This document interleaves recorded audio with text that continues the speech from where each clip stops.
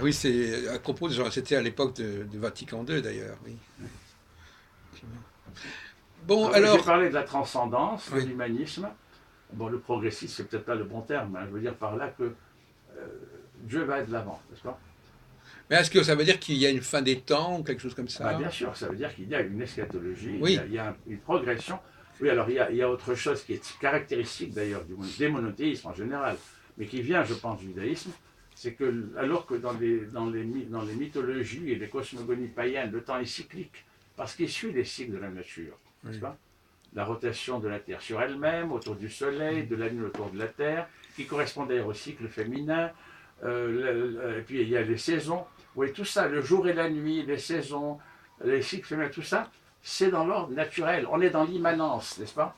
Et les agriculteurs suivent souvent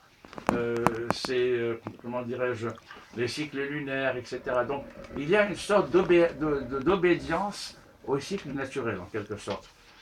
Alors que, Enfin, le Shabbat est cyclique quand même, quelque part. comment? Le respect du Shabbat est cyclique. Oui, c'est cyclique, mais globalement, le temps est linéaire dans le judaïsme. D'accord. On va vers une fin, Ah, donc on va on vers va une vers la fin. venue du Messie. Alors comme les chrétiens ont déjà eu le Messie, eux, ils ont imaginé que le Messie va Le revenir, second avènement. le second avènement, c'est ça. Alors l'Apocalypse, vous savez que l'Apocalypse, le dernier livre de la Bible, qui est un livre très symbolique, a eu beaucoup de mal à être accepté dans le canon biblique. Ah Hein. oui, Ah oui. oui, pendant longtemps.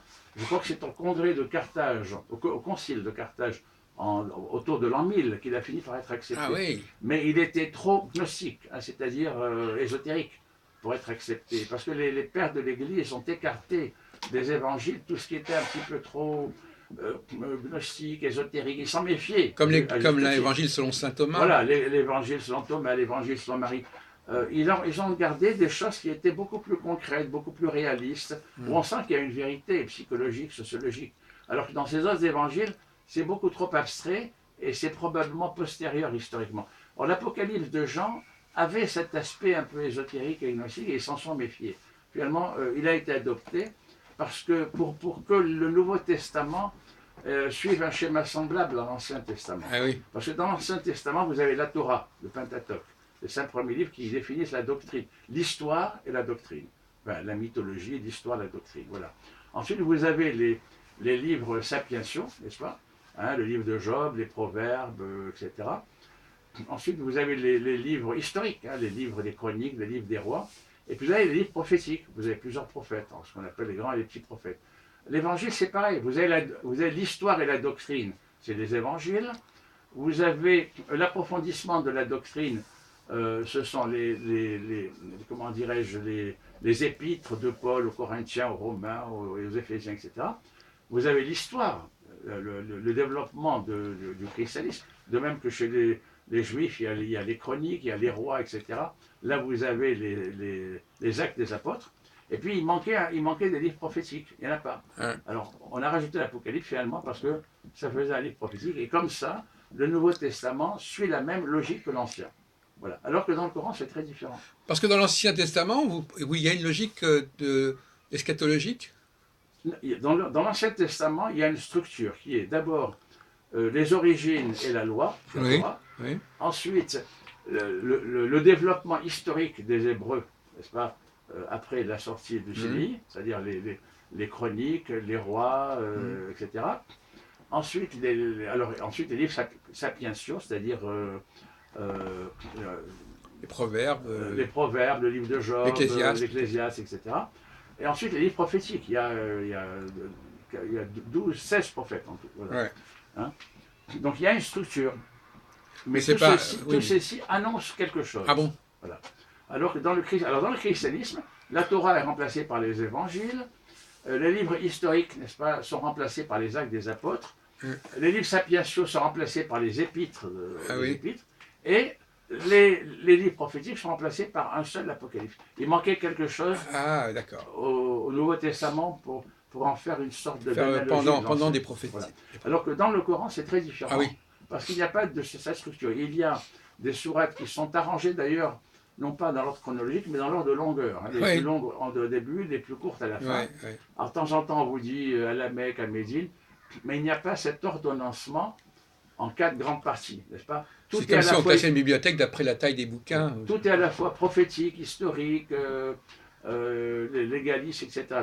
C'est une autre logique structurelle. Ouais. Hein, Un autre mode de classement. C'est un autre mode de classement. Ouais.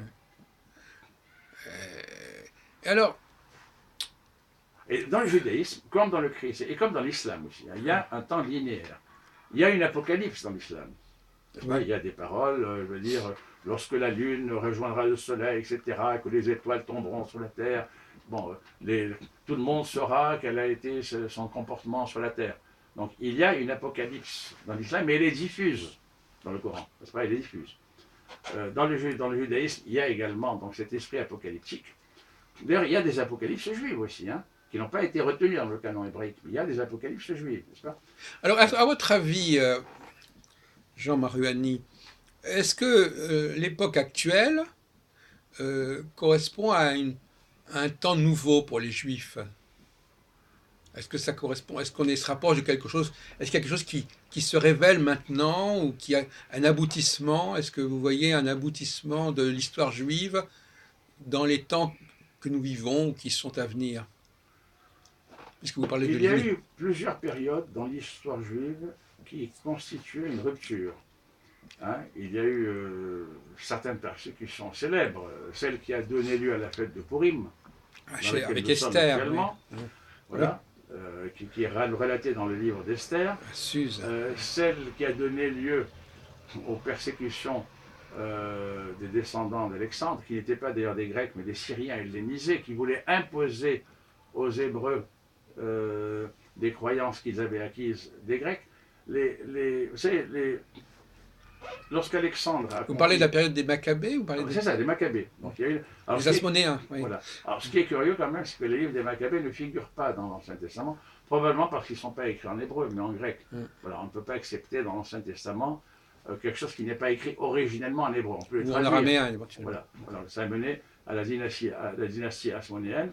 D'ailleurs, c'est ça qui a fait venir les Romains dans la Palestine historique. Hein.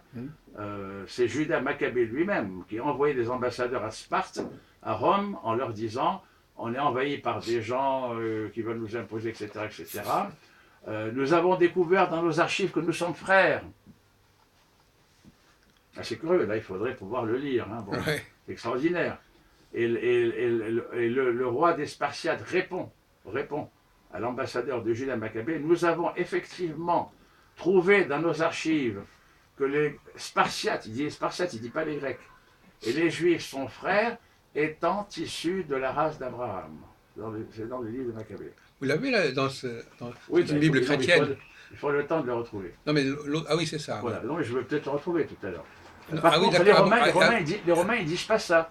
Ils disent pas nous avons trouvé dans nos archives que nous sommes les frères des Hébreux. Ils disent nous sommes très, très honorés que vous nous demandiez notre assistance et nous sommes prêts à signer alliance avec vous. Ce qui est à vous est à nous. Si on vous attaque, vous nous défendrez. Si on vous attaque, vous nous défendrez. Et c'est comme ça d'ailleurs que les Romains ont été introduits dans la Palestine de l'époque par les émissaires de Judas Maccabée, parce qu'ils en avaient besoin contre les Syriens. Finalement, les Romains, ils sont venus, ils sont restés. Hein, vous savez, c'est comme, je veux dire, un pays aujourd'hui qui demande aux Russes d'intervenir pour les défendre contre l'envahisseur extérieur. Les Russes, ils viennent, ils les aident, puis ensuite, ils restent un peu. Et puis, petit à petit, et voilà, ils prennent pied. C'est pour ça qu'à l'époque du christianisme, les Romains étaient déjà installés, et que aussi bien l'ancien royaume de Juda du sud que l'ancien royaume d'Israël au nord étaient en fait des provinces romaines. Alors justement, à ce propos, est-ce que vous avez réfléchi sur la question justement de ces deux royaumes et des rapports compliqués entre les deux traditions en quelque sorte? Oui, effectivement. En fait, ce qui s'est passé, c'est que, bon, alors, d'abord, il y a la mythologie morale, qui est que David, donc, regarde Bethzabée, qui était l'épouse de son officier Uri de Hittite, prendre son bain alors que son officier était en campagne. Il l'a fait venir au palais, n'est-ce pas? Il couche avec elle, et puis bon, ça se passe très bien, bon, et puis c'en est fini. C'est le droit du cuissage de tout roi, de tout prince, de tous les temps. Mais l'ennui, c'est qu'elle vient lui annoncer qu'elle est enceinte. Alors, manque de peau, son officier, il va s'apercevoir que sa femme a eu un enfant sans lui. Et ça, ce n'était pas tolérable à l'époque. Donc, il fait venir Uri le C'est Hittite. comme Joseph par rapport à Marie. Voilà, exactement. Donc, il fait venir Uri le Hittite en lui disant prends congé, amuse-toi avec ta femme, je te donne congé pendant 10 jours pour profiter de la vie. Tu vas bien servi dans les armées, tu as droit à un congé. Alors il s'imagine qu'Uri va en profiter pour avoir sa femme, pour avoir mené la belle vie. Pas du tout. Uri lui dit mais non, non, je veux servir mon roi, etc. Il ne veut rien faire. Bon. David est très emmerdé. Il dit mais ce type il est têtu comme une mule. Je veux justement de venir se coucher avec sa femme, il ne veut pas. Bon, alors comment faire? Finalement, il ne trouve aucune solution. Il l'envoie au C'est de combat. l'envoyer à la mort. Ouais. Il lui fait porter une lettre au chef des armées où il dit dans cette lettre Mettez-le au fond. mettez-le aux endroits les plus exposés pour qu'il n'en ressorte pas. Donc, David envoie Uri le Hittite à la mort parce que il n'a pas voulu, sa femme était enceinte et il ne voulait pas qu'il le sache. Et Nathan, il vient, il débarque chez David et il lui dit j'ai une petite histoire à te raconter. Tu sais, il y avait un petit berger qui n'avait qu'une ou deux brebis, alors que l'autre avait des centaines de bêtes, etc. Et puis celui qui avait des centaines de bêtes, il a décidé d'offrir un banquet à ses amis. Il a pris les deux petites brebis, et puis il les a tués pour. Mais qu'est-ce que tu penses de cet homme-là? David, qui était quand même un homme de Dieu, un homme juste, est indigné et dit cet homme mérite la mort. C'est toi. Et Nathan le regarde, lui dit cet homme, c'est toi. Alors il comprend. Il s'humilie, il se repent, il se couvre la tête de cendre, il se met à genoux, tout ce qu'on veut. Et Nathan lui pardonne. Il ne pourra pas construire le temple.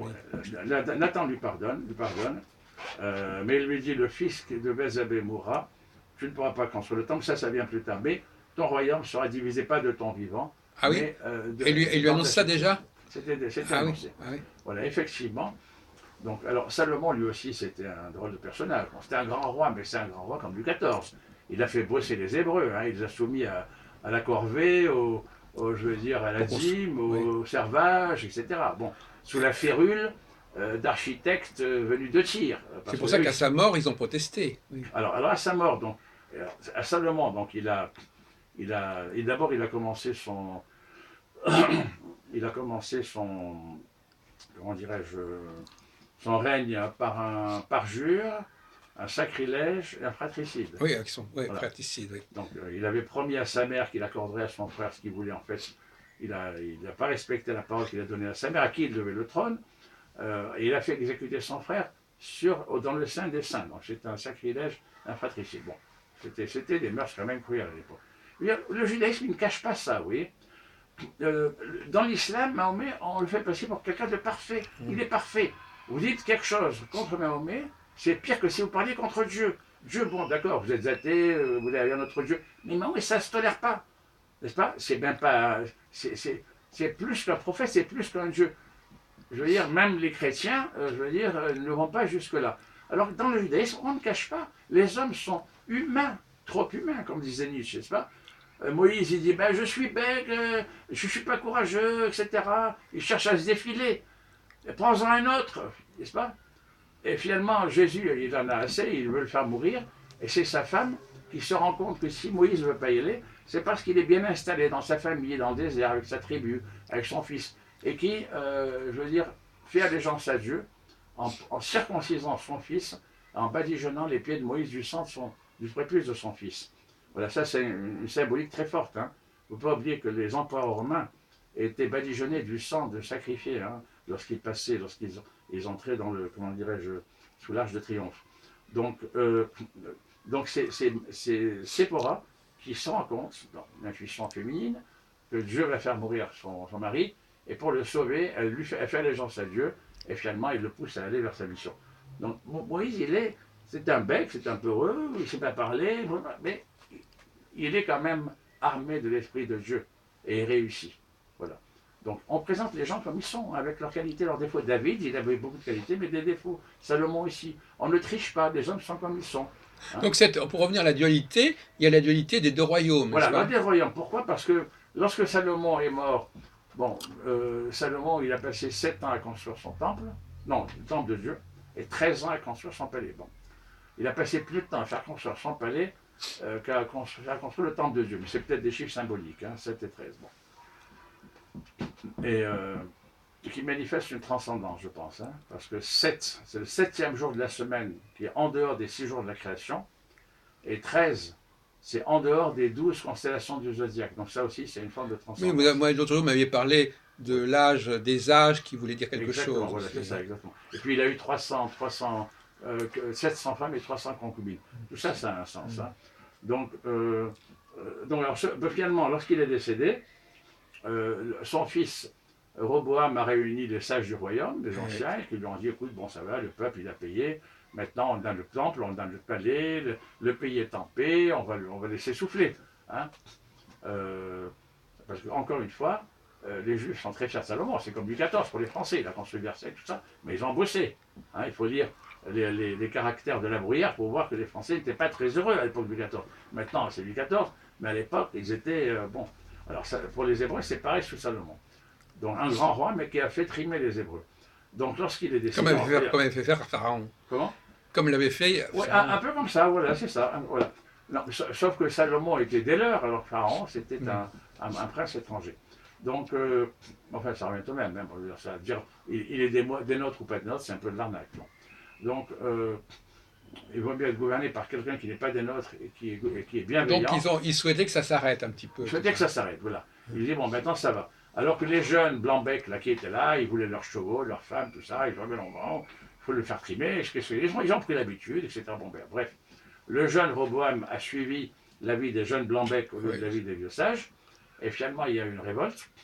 Lorsque les gens sont venus lever des taxes au nord du royaume de Salomon, ils ont été tués et ils ont choisi pour roi, parce qu'il fallait un roi, un des serviteurs de Salomon, son régisseur en fait, qui était Jéroboam. Oui. Voilà. Donc il y a eu une scission, et il y a eu au sud un royaume qui s'appelait Juda, avec pour capitale Jérusalem, et au nord un royaume qui s'appelait Israël, avec pour capitale. Mais alors il y a une question Samarie. qui s'est posée, c'était comment s'appelait le royaume de Salomon? Alors on dit qu'il s'appelait en fin de compte le royaume justement d'Israël et de Juda. Non, mais ça on le dit après coup, parce qu'à l'époque, non. Comment s'appelait ce royaume en fait? J'en sais rien, enfin, je ne sais pas si c'est dans la Bible, mais c'était le royaume de Salomon. Bien. D'accord. Mais quand il s'est scindé en deux, il y a eu un royaume au sud qui s'appelait Juda, capitale Jérusalem, dirigé par le fils Roboam, et un royaume du nord qui s'appelait Israël, capitale Samarie, dirigé par son serviteur Jéroboam. Et le royaume du nord a suivi une tradition d'ouverture vers les peuples étrangers qui était celle de Salomon, puisqu'il a utilisé, enfin il était ami de Hiram de Tyr. Ils avaient même le veau d'or, je crois. Je ne sais pas, bon, je ne vais pas entrer dans les détails. Mais Salomon a pratiqué une grande politique d'ouverture. Il avait plusieurs femmes, pourquoi? Parce que il faisait comme l'ont fait les rois européens par la suite. Et il s'est allié à des princesses égyptiennes, chaldéennes, sumériennes, phéniciennes. C'était un réseau comme ça. C'était un réseau, voilà. Donc, et le royaume du Nord a suivi cette tradition d'ouverture. Pendant 2 siècles à peu près. Voilà, d'ouverture. C'était une sorte de judaïsme libéral. Alors que le Sud s'est refermé sur un judaïsme hiérarchique, rituelique, autarcique, voilà, on rejette tout le monde, on est les meilleurs. Mais cette séparation, apparemment, enfin, excusez-moi, mais apparemment, quand ils ont envoyé promener, quand Jéroboam avait envoyé promener les gens de Juda, c'est les gens qui habitaient, qui ont envoyé promener, et qui ensuite ont choisi Jéroboam comme roi. Oui, en tout cas, on a l'impression qu'il y avait déjà un sentiment de servitude par rapport à Juda. Ah oui, non. Donc c'était quand même pas. Ils n'avaient pas tous fait le même statut. Non, mais tous les Hébreux, ceux du Nord comme ceux du Sud, avaient un sentiment de servitude par rapport à Salomon. Mais quand Salomon est décédé, son fils a réussi à maintenir, à serrer les vis dans le Sud, hein, alors qu'il n'a pas réussi à serrer les vis dans le Nord. Tout simplement. Donc, dans le Nord, s'est établi une sorte de judaïsme libéral assez ouvert, avec beaucoup d'hérésies. D'ailleurs, c'est pour ça que à un moment donné, ils étaient même tentés par Baal, d'où le fameux massacre des prêtres de Baal par le prophète Élie près de Haïfa. C'est près de Haïfa, n'est-ce pas? Hein, mais alors, ce que je ne comprends pas, c'est... Alors, est-ce que vous connaissez les travaux d'Israël Finkelstein? Je ne sais pas si vous n'avez pas. Non. Pourquoi est-ce que... Il dit que lors de la destruction du royaume du Nord, 722, beaucoup de ces Hébreux ont reflué vers le royaume de Juda. Et et que la Bible, l'Ancien Testament qu'on le connaît, est une espèce de combinaison entre les traditions du Nord et les traditions du Sud. Et la preuve en est Oui. qu'on parle tout le temps des Bné Israël. Et le mot Israël, à mon avis, alors Non, on ne mais sait pas très attendez, bien, ça a un double sens. le mot Israël était probablement pas très bien vu dans le monde de Juda. Exactement. Donc pourquoi est-ce qu'on a Mais, employé ce non, mais terme? attendez, il ne faut pas comprendre les époques. Bon, je veux dire, à l'époque, ceux du Nord, le royaume d'Israël, capitale Samarie. Il ne faut pas oublier qu'à un moment donné, Jésus dit à la Samaritaine, quand il lui demande, quand Jésus demande de l'eau, Jésus rencontre une Ah Samaritaine oui. près d'un puits, Oui. et il lui demande de puiser de l'eau pour lui. Elle le prend pour un juif, c'est-à-dire un judéen. Et elle lui dit, comment, toi qui es juif, tu demandes de l'eau à une Samaritaine, c'est-à-dire à une résidence du royaume du Nord. Oui. Parce que Samarie, c'est la capitale d'Israël. Oui. Et il lui dit, le jour viendra où on ne célébrera plus Dieu sur le je ne sais plus quel mont Samarie, ni à Garizine. Jérusalem, mais en esprit, etc. Donc, dans beaucoup disons, de paroles rapportées dans le Nouveau Testament, on sent, non seulement, comme je l'ai dit tout à l'heure, une sorte de rivalité sourde entre Jésus et Jean, mais aussi une sorte comment dirais-je, de tension entre les gens du Nord et les gens du Sud. Oui. Et à un moment donné, d'ailleurs, lorsque Jésus vient se présenter, quelqu'un dit, peut-il sortir quelque chose de bon de Nazareth? Et de Nazareth, Galilée. c'est-à-dire ces gens-là, on les connaît, c'est des libéraux, ils ne respectent pas les rituels, les 613 commandements à la lettre. Bon, c'est des pécheurs, ils connaissent rien au Talmud, c'est un petit peuple. Bon, ben, peut-il sortir quelque chose de bon de Nazareth? Et c'est pour ça que Jésus, il dit des choses très simples. Il ne dit pas, voilà, 10 commandements multipliés en 613, parce que dans le judaïsme orthodoxe, les 10 commandements Décline. se déclinent en 613. Oui, oui, oui. Alors que lui, il n'en donne que 2. Oui. Tu aimeras Dieu de toute ton âme, etc. Tu aimeras ton prochain comme Oui, toi-même. c'est ça. Donc Oui. il simplifie. Pourquoi? Parce qu'il a une population simple, des pêcheurs, des artisans, des petits commerçants, tu vois, des agriculteurs. Il ne veut pas leur compliquer la vie. Il ne veut pas que ces gens-là aient un complexe d'infériorité permanent envers les gens qui savent, qui passent leur Donc temps. en fin de compte, en vous écoutant, en venant à Jérusalem, il se mettait dans la gueule du loup, parce qu'il se mettait dans le monde, il revenait à Juda, dans le monde. Il revenait à Juda. Mais il y avait aussi, alors, on parlait tout, oui, effectivement. Non, mais attention, parce que Jésus, il voulait propager son message, Oui. n'est-ce pas, dans tout l'ancien royaume de Salomon, pas seulement dans Israël, mais aussi dans Juda, et en particulier à Jérusalem, qui était quand même la capitale spirituelle et historique. C'était Sion. Hein, bon. Donc, attendez, il m'est venu une idée, mais je l'ai perdu de vue. Bon, en tout cas, pourquoi est-ce qu'il est redescendu à Jérusalem? Donc il voulait effectivement. Mais enfin, il était quand même galiléen, il était de Nazareth, il était proche des Samaritains. D'ailleurs, à un moment donné, au moment où on a arrêté Jésus, il y a Pierre, vous savez l'histoire, quand il dit, Pierre lui dit, je me ferai tuer pour toi, il lui dit, tu dis ça, mais je connais les hommes. Le coq n'aura pas chanté 3 fois, non, le coq n'aura pas encore chanté que tu m'auras renié 3 fois. C'est ce qui se passe. À un moment donné, Jésus a été arrêté, il va être crucifié, c'est l'horreur. Alors, ils étaient assis autour du feu. Il y a Pierre qui vient avec eux, et il y a une femme qui lui dit, mais celui-là aussi, il est galiléen, je le reconnais. Il a l'accent galiléen. Il a l'accent. Alors, mais je ne connais pas, je suis pas. Mais non, mais j'ai rien à voir avec ça. Il a peur. Il a peur pour sa peau, Pierre. Lui qui disait, j'irai mourir pour toi. Mais le critère, c'est quoi? Il a l'accent galiléen. On le reconnaît. Il n'est pas d'ici, n'est-ce pas? C'est un de ces mécréants du Nord. Hein. Donc, je pense que fondamentalement, c'est ce qui s'est passé. Il s'est passé que le royaume du Nord, Israël, a suivi la tradition d'ouverture de Salomon, alors que le royaume du Sud, Juda, s'est renfermé. Donc... Mais vous voulez dire quelque chose à propos d'Israël? Alors, le nom d'Israël. Ah oui, alors Israël, pourquoi? Bon, au nord, les Assyriens ont envahi le royaume du Nord et ont déporté pratiquement tous les habitants qui y restaient, c'est-à-dire la plus grande partie de 10 des tribus principales. Hein. Enfin, comme je disais tout à l'heure, apparemment, il y en a quand même qui ont été se réfugier alors, dans le royaume de Juda, ou qui étaient déjà dans le royaume de Juda. Voilà. Il y en a qui sont allés se réfugier au sud, ils ont peut-être été mal accueillis, bon, comme tous les réfugiés. Non, mais... on les a finalement intégrés. Finalement. Bon, non, mais au départ, on voit débarquer une population de réfugiés, alors qu'on est envahi. Alors, le royaume du Sud, il ne voulait rien avoir avec ces gens-là. C'est le châtiment du ciel, c'est de leur faute, n'est-ce pas? D'ailleurs, c'est dans les prophètes. Ben, ils n'ont pas voulu suivre les 613 commandements, voilà ce qui leur arrive. On les laisse tomber. Hein, bon. Donc finalement, les 10 tribus, enfin une grande partie de ces 10 tribus a été déportée, elles ont disparu. Ce sont les fameuses 10 tribus perdues Oui, c'est d'Israël. ce qu'on dit, oui. C'était le royaume du Nord. C'est ça, les 10 tribus perdues d'Israël. Au sud, il était resté 2 tribus, plus des restes des 10 autres tribus. Voilà. Et cela, alors ensuite, ça a été les Babyloniens qui sont venus et qui, eux aussi, ont détruit Jérusalem et les ont déportés à Babylone. Mais là, ça a duré 70 ans, puisqu'ils ont été libérés par Cyrus le Grand, roi des Perses et des Mèdes. Et vous savez que Cyrus est la seule personne dans la Bible, dans l'Ancien Testament, qui a droit au nom de Messie. Eh oui, eh oui. C'est un Perse, et il a droit au nom de Messie. Hein. Alors, une petite parenthèse, Hein. qu'est-ce que vous pensez des travaux sur l'ADN, d'où viennent les Hébreux finalement, à votre avis? Bon, ça c'est un autre sujet. Alors, je ne sais pas, ça vous inspire peut-être pas, mais est-ce que non, c'est pas que ça m'intéresse pas. En fin de compte, les Hébreux ne sont pas liés directement à la Palestine, ils ne le sont que indirectement et accessoirement. Vous savez, les Hébreux ont des origines très multiples. La langue hébraïque est très voisine d'autres langues sémitiques. Eh oui, mais c'est peut-être pas leur langue de base. Non, mais qui était le cananéen, l'assyrien, voilà.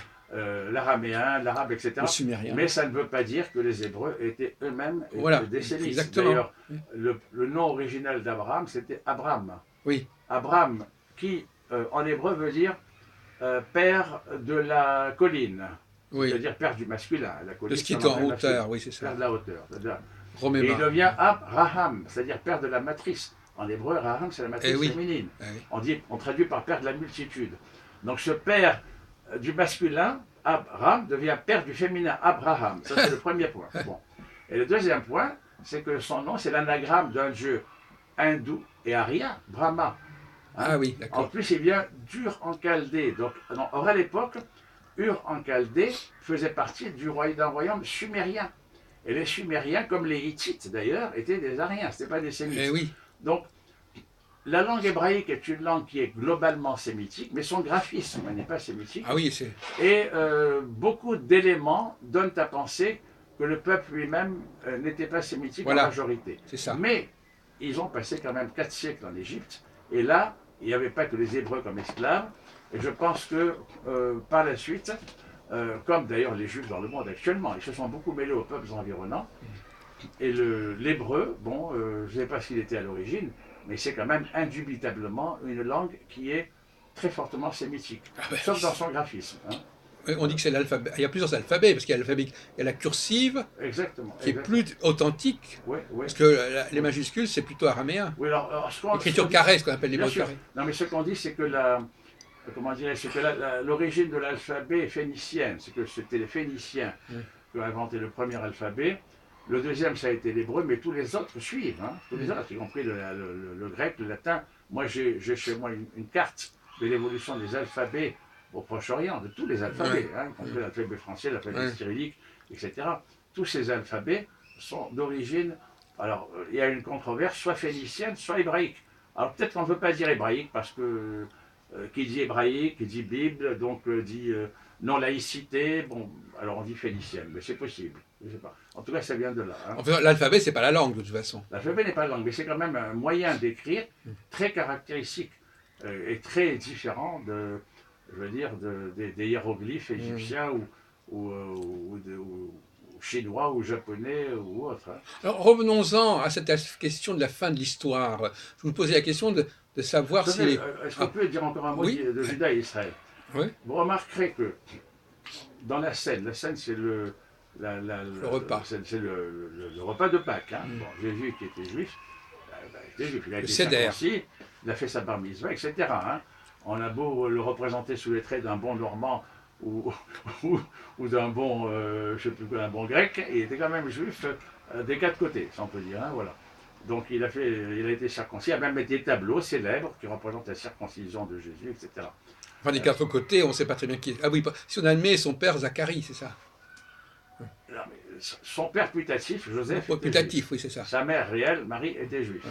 Maintenant, qu'il soit né du Saint-Esprit, c'est possible, mais le Saint-Esprit, il a besoin d'un truchement matériel. Ah voilà, c'est ça votre thème. Et ce que disent les mounistes, mais ça, ils sont les seuls à le dire, et je pense que c'est pas bête, c'est que c'est passé par Zacharie, puisque Zacharie, à ce moment, était saisi du Saint-Esprit. Alors, il était muet, il ne pouvait plus parler. Hein. Donc, c'est amusant parce que Zacharie, c'est la même racine que Zachar qui veut dire masculin. Enfin, Ah bon, d'accord. ou même, oui, enfin, c'est Zachar et Vous savez que il y a deux façons de désigner le masculin et le féminin. Il y a Zachar et Nekeva Oui. et Ish et Isha. Ah oui, bien sûr, oui. Alors dans le chapitre 1 de la Genèse, on dit Zachar et Nekeva. Mm. Et dès qu'on parle de la création de la femme, on n'emploie plus l'expression, on parle de Ish et Isha. Alors, pourquoi ce changement de Peut-être parce de que terminologie? le Zahar et le Nekeva étaient implicites dans Adam. Et qu'ensuite, au moment de la séparation, alors ils deviennent Ish et Isha. D'accord. Hein? Mais on parle ensuite. D'accord. Donc on a fait un peu le point là-dessus. Oui, alors, donc, je veux dire, c'est au moment de la scène, donc c'est-à-dire le Alors repas la de scène, Pâques, oui. voilà. Jésus désigne lui-même quelqu'un pour le trahir.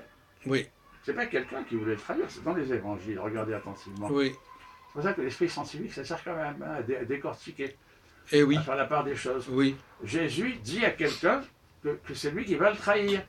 Et ce malheureux, il dit, moi, Seigneur. Yehuda. Il est choqué. Il s'appelle Judas. Donc voilà, quelqu'un qui vient de l'ancien royaume d'Israël, qui désigne pour le trahir, quelqu'un qui porte le nom de l'ancien royaume de Juda. Oui. Hein? Il faut le faire. Vous savez, c'est quand même très, très curieux, cette, comment dirais-je, cette accusation des Juifs qui auraient tué le Fils de Dieu, etc. Bon, premièrement, les Juifs ont quand même, il y a quand même toute une histoire faite de lutte, de sacrifices, de travail spirituel et temporel, hein, pour en arriver au fameux Jésus. Il y a quand même toute une histoire. Mais dans l'évangile, c'est dans le cadre de l'histoire juive que se situe le christianisme, hein, puisque, comme je le disais, c'est la division entre Juda et Israël. Mais Jésus lui-même était juif, mais ça, c'est pas suffisant. Parce qu'à un moment donné, Pierre, qui lui aussi était juif, s'appelait Simon. Hein, Pierre, lorsque les soldats romains viennent arrêter Jésus, Pierre veut les défendre. Il prend son épée, il blesse l'oreille d'un des soldats romains. Et Jésus lui dit, arrête, car qui tue par l'épée périra par l'épée. Oui. Et il guérit Et puis à un moment donné, Pierre lui dit, on va te défendre, il ne faut surtout pas y aller. Et qu'est-ce que répond Jésus à Pierre, qui sera le fondateur de l'église catholique, apostolique et romaine, hein, le premier pape, Pierre. L'église de Simon, Jésus. tu seras Pierre, et sur cette pierre, je bâtirai mon église, et les portes de l'enfer ne prévaudront point contre elle. C'est Pierre qui va constituer l'église catholique romaine. Ça a été le premier pape. Si vous allez à Rome, dans la crypte où se trouvent les tombeaux des papes, vous avez une salle entière où il y a le tombeau de Pierre. Voilà, je ne sais pas s'il est là, mais c'est le tombeau de Pierre. Pape, le premier pape. Bon, donc c'est lui. Et qu'est-ce que dit Jésus à ce fameux Pierre, qui va désigner comme le fondateur de l'église? Il lui dit, en latin, va de retro Satanas. Loin de moi, Satan. Celui qui voulait le sauver voulait en fait l'écarter de la mission pour laquelle il avait été envoyé sur terre. Donc c'était un piège de Satan. Donc il renvoie ce Pierre. Ça, c'est le moment de la tentation aussi qu'on en parle de ça. Non, c'est au moment où il était, je crois, dans le jardin des Oliviers. Enfin, je sais mais avant, on en parle encore déjà. Enfin, bon, il y a un moment où Pierre lui dit, je vais te défendre. Enfin, il n'y va pas, je ne sais pas. Bon, bref, il veut l'écarter de sa mission, parce qu'il pense que Jésus, il est venu pour, je veux dire, être un leader temporel, je veux dire, du peuple hébreu contre les Romains, etc. Et Jésus lui dit, va des rétro Satan, il traite Satan, le fondateur de l'église, de, comment dirais-je, instrument de Satan. C'est grave, ça. Ah oui. C'est grave. Ça veut dire que celui qui aurait voulu sauver Jésus de la crucifixion était inspiré par Satan. Alors que Jésus lui-même, qui n'est quand même pas Satan pour les chrétiens, désigne Judas pour le trahir. Donc, en réalité, Judas, le fameux traître, n'est pas du tout un traître, puisqu'il n'a fait qu'obéir aux ordres du Maître. Il a permis à Jésus d'accomplir sa mission. Pierre voulait l'en écarter, il est traité de Satan, et Judas, il ne fait qu'obéir à Jésus qui le désigne comme celui qui va le trahir. Donc, ça n'a pas de sens de désigner un traître par Judas, de dire ceci ou cela. Mais dans la théologie chrétienne, il est important de savoir que Dieu a envoyé Jésus pour permettre aux hommes qui n'en étaient pas capables par leurs propres moyens, malgré les prophètes, malgré toute l'histoire juive, ils ne s'en sont pas montrés capables de le faire par leurs propres moyens.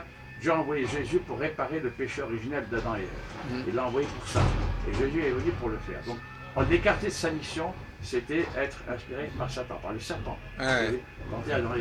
Donc en réalité, c'était pour ça. Et les Juifs, qui ont rejeté Jésus. Et Judas, qui a trahi Jésus, Ils lui ont permis de réaliser. lui ont permis d'y réaliser sa mission. Il devrait être sanctifié. Et Ah, pas, je veux dire, c'est incohérent. Mais, comment dirais-je, alors les monistes ont une autre idée, évidemment, c'est que pour eux, Jésus n'était pas venu et non. pour mourir sur la croix, Oui, ça ça, c'est c'est une joli. erreur de parcours. Oui. Il était venu pour donner l'exemple du mariage parfait. Ah ben oui, c'est ça. Voilà. L'unification, Voilà, l'union. voilà, du mariage parfait, parce que Adam et Ève devaient s'accoupler pour engendrer, puisque Dieu leur avait dit, croissez et multipliez, mais au moment où Dieu le leur aurait dit, pas au moment où le serpent le leur aurait dit. C'est pour ça que Caïn est le fils d'Adam et Ève, mais du serpent qui a inspiré Ève. Alors qu'Abel est le fils d'Adam et Ève, mais de Dieu, qui leur a dit maintenant vous pouvez y aller. Oui. Donc, et évidemment, ils l'ont fait prématurément, tout simplement, il n'était pas mûr. Et Jésus est venu pour réparer ça en se mariant, pas en allant sur la croix, en se mariant. Alors c'est quand même curieux. Oui, là. C'est quand même curieux parce qu'il y a une hérésie qui a existé au début du. Moi, j'ai étudié les hérésies, c'est très intéressant. Il y a l'hérésie docétiste, suivant laquelle en réalité, celui qui a été crucifié, ce n'était pas Jésus. C'est ce que mais disent aussi. Ah, c'était Simon de Cyrène qui portait la croix. Bon. C'est ce que disent les musulmans aussi. Et alors, Jésus c'était à l'esprit, qui s'était incarné provisoirement et qui ensuite était retourné vers le ciel. Donc ce n'était pas Jésus qui a été crucifié. Alors les musulmans ils disent non, il n'a pas été crucifié. Ça se fait pas, un prophète n'est pas crucifié. Il revient comme Mahomet pour combattre et pour gagner par les armes. C'est pas concevable que Jésus. Voilà, donc les deux sectes ont nié la crucifixion, ils ont nié sa réalité. Les musulmans ont nié sa réalité, mais les monistes ils n'ont pas nié la réalité, mais le sens de la crucifixion. Pour eux, C'est un échec. c'était une erreur, c'était un échec, un demi-échec. Donc les monistes se classent dans, malgré toute l'estime que j'ai pour eux, se classent dans l'hérésie docète, un peu comme les musulmans, mais d'une autre façon. Attendez, l'hérésie de Seth, qu'est-ce que vous entendez? Jésus n'a pas été crucifié, c'était une Non mais illusion. Seth, qu'est-ce que vous entendez par Seth? Non, docète, D-O-C-E. Ah, voilà, il faudrait T-E. préciser. Les docètes, c'était une secte. Il y avait D'accord. les docètes, les ariens, avec Voilà, un I. c'est ça. Les ariens avec un I Non, parce qu'il disaient faudrait quand que même Jésus le était préciser. homme, mais pas Ouais. Dieu. Ah, d'accord. Il y avait les ébionites, il y avait les docètes, Ah oui, il y avait les bien ariens, il y sûr. avait toutes sortes de sectes à l'époque. Hein. Ouais. Et pour les docètes, Jésus n'avait pas été vraiment crucifié, c'était une illusion d'optique. Voilà. Pour les musulmans, non, il n'a pas du tout été crucifié, il a fait autre chose. Alors comment explique-t-on le début du premier chapitre de l'Évangile selon Matthieu, où on donne la généalogie, et ça arrive à Joseph? Pourquoi faire, puisque on laisse entendre que Jésus n'est pas le fils de Joseph? Principe de précaution. Comme il était clair que Jésus n'était pas le fils de Joseph, il fallait prouver qu'il était quand même descendant de la lignée de David. Voilà, et de Judas d'ailleurs. De la lignée de David. Et ça, c'était très important, surtout pour les Judéens, n'est-ce pas, qui considéraient que les Israélites, ceux du peuple, ceux du royaume Donc l'évangile selon saint Matthieu, c'est plutôt proche des Judéens. Oui, non, mais l'évangile le plus ancien et le plus juif, disons, c'est celui selon saint Matthieu. Le plus ancien, le plus juif, le plus détaillé, c'est celui selon saint Matthieu. Hein. Parce qu'il privilégie Judas. Luc, c'était un médecin grec. Pardon? Luc Oui. était un Ah oui, médecin d'accord. grec. Ah oui, d'accord. Un médecin grec. Marc, je pense qu'il était d'origine romaine. C'est peut-être un juif, mais très romanisé. Et Jean, c'est un juif aussi, mais bon, c'est pas le même genre d'ailleurs. Enfin, le genre des évangiles n'est pas le même genre que celui de l'Apocalypse. Ah, parce qu'il y en a qui disent que c'est le même. Oui. Non, c'est pas le même. Oui. Non. Ben, il y a des analogies, c'est que ce sont deux textes très symboliques. L'évangile selon saint Jean est très symbolique. Hein. Au commencement était le Verbe, et le Verbe était auprès de Dieu, le Verbe était divin. Ça ressemble là au commencement, Dieu créa le ciel et la terre, etc. Oui. Hein, c'est très symbolique. Hein. Oui. Et c'est aussi le plus virulent à l'égard des Juifs. Hein. Ah oui, parce que c'est dans l'évangile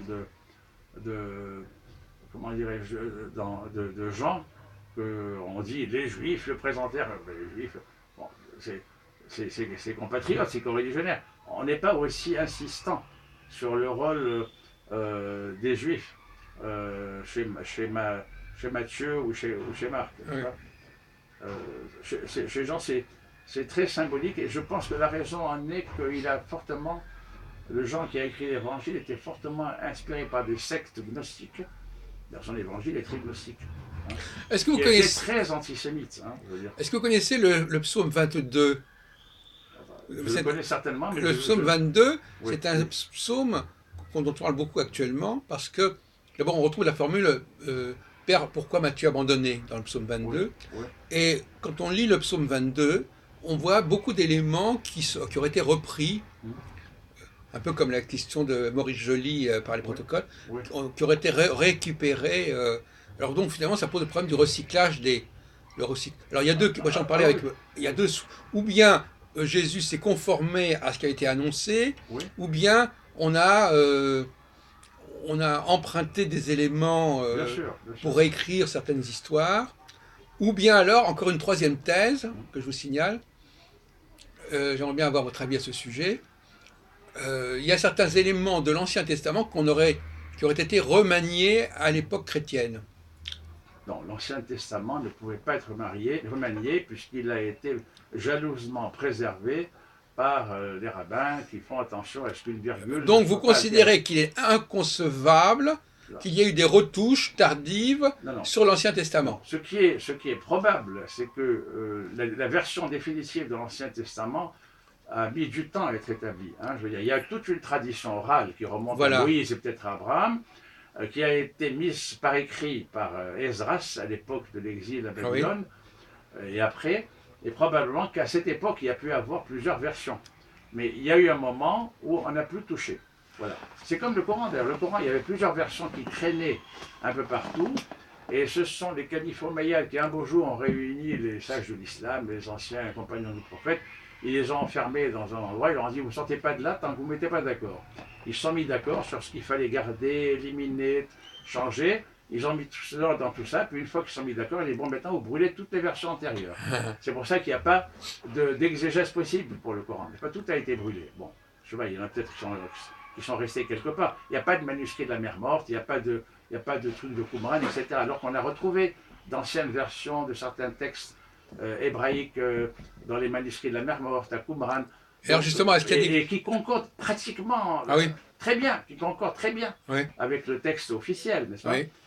Donc, il est pratiquement impossible que des moines du Moyen-Âge aient modifié l'Ancien Non, mais même Testament. pas, je ne parle pas des moines du Moyen-Âge, je parle au 1er ou 2e siècle. Non, mais même là, non, mais l'Ancien Testament a été pratiquement, disons, réglé de façon définitive à l'époque d'Ezra ou dans les 2 ou 3 siècles qui ont suivi. Hein. Bon, je crois que ça. euh, par contre, le Nouveau Testament, oui, il y a sûrement eu, les textes ont sûrement été très remaniés. Hein. Il y a sûrement des choses qui, c'est pas, je veux dire, des textes d'origine. Hein. Oui, alors, je voudrais dire encore un mot sur Allez-y. Juda et Israël. Bon, il y a le fait donc que Jésus désigne celui qui va le trahir sous le nom de Judas. Il y a aussi le fait que même par la suite, dans le monde chrétien, juif a une connotation péjorative.